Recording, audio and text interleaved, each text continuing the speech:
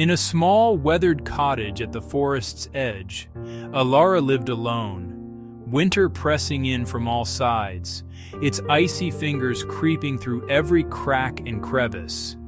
The wind howled outside, rattling the windows and making the old wooden walls groan, as if the house itself felt the weight of the season. The world outside was silent and white, blanketed in snow, and her only warmth came from a dwindling fire that struggled to keep the cold at bay. Each night she wrapped herself in layers of old quilts, listening to the crackle of the flames and the distant call of an owl. My bones ache with the cold, and my heart aches with a quiet sadness that settles deeper with every passing day. The silence is heavy, and sometimes I speak aloud just to hear a voice, even if it is only my own. Her son, Leo, had left for the city, promising to return before the snow began to fall. She remembered his warm embrace and the hope in his eyes as he waved goodbye, his footprints quickly disappearing in the fresh snow. But the snow came, and he did not. Each day, Alara watched for him, her hope flickering like the fire, fading with every empty morning and every silent night. She pressed her face to the frosted window, searching for any sign of his return, but only the snowflakes greeted her. The village nearby was bustling with life, laughter echoing from behind closed doors, but its doors and hearts remained closed to her. Alone, Alara braved the forest for firewood, her breath clouding in the frigid air, the ancient trees standing as silent witnesses to her struggle and her quiet resilience. Gathering wood was a daily battle. Alara's strength waned, the cold biting deeper with every step she took into the forest. Each stick she picked up felt heavier than the last, her fingers numb and raw from the icy wind. The forest, once a place of comfort, now seemed endless and unforgiving, shadows stretching long as the sun dipped behind the clouds. I remember when Leo would do this for me, laughter filling our home, his arms always strong enough to carry twice as much as I could. Back then, warmth and joy seemed endless, and I never imagined I'd be alone like this, struggling for every scrap. Now, she could barely carry enough to last a night. Hunger gnawed at her insides, making her dizzy and weak, and desperation finally drove her to the village for help, her hope flickering like a candle in the wind. Please, just a small piece of bread.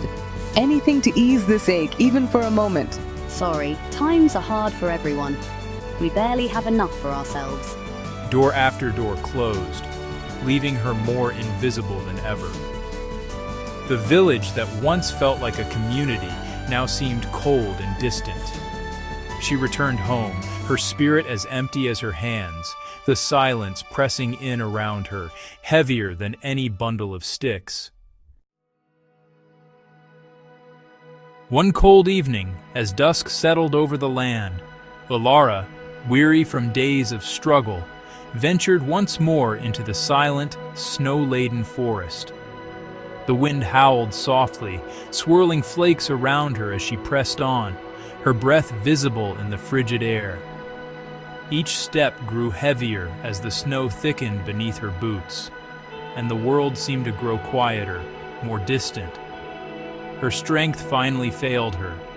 Her legs buckled, and she collapsed into the deep snow, the firewood she had gathered tumbling from her arms and scattering across the white ground. Exhaustion and cold seeped into her bones.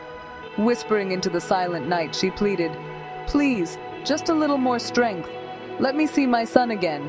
Give me hope to hold on, even as the cold closes in." She lay still in the snow, surrendering to the biting cold, her mind drifting to memories of Leo's laughter and the warmth of home. The world faded, and she felt herself slipping away, comforted only by thoughts of her beloved son. "Mother, Mother, where are you?" Leo's voice echoed through the trees, desperate and trembling, searching for the one he loved most. Suddenly, a voice pierced the silence. A faint, golden lantern glow bobbed between the trees, casting warmth and hope into the frozen night. Mother! Leo cried out, his eyes wide with relief and joy as he spotted her in the snow. Leo rushed to her side, kneeling in the snow, tears streaming down his cheeks as he gently called her name, his hands trembling with worry and love. He wrapped his warm coat around her shivering shoulders, lifting her carefully from the snow, holding her close in a gentle, protective embrace.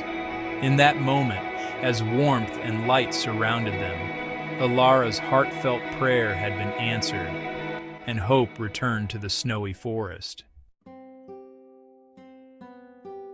I'm here, Mother. I'm home. Leo carried her back, explaining his delay and the supplies he'd brought.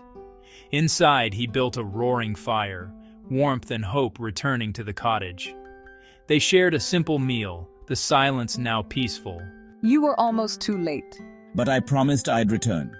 In the glow of the fire, hardship melted away. Love and hope had come home. Even in the coldest winters, kindness and hope can light the way.